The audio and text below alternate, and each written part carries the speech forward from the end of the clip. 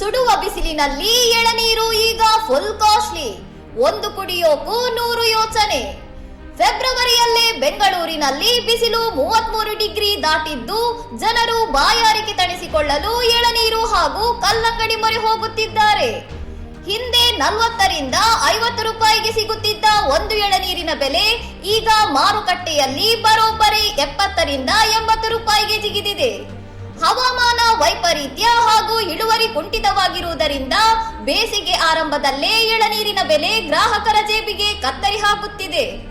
ಎಳನೀರಿಗೆ ಹೋಲಿಸಿದರೆ ಕಲ್ಲಂಗಡಿ ಹಣ್ಣು ಸದ್ಯ ಕೆಜಿಗೆ 20 ರೂಪಾಯಿಯಂತೆ ಕಡಿಮೆ ದರದಲ್ಲಿ ಸಿಗುತ್ತಿರುವುದು ಜನರಿಗೆ ಕೊಂಚ ಸಮಾಧಾನ ತಂದಿದೆ.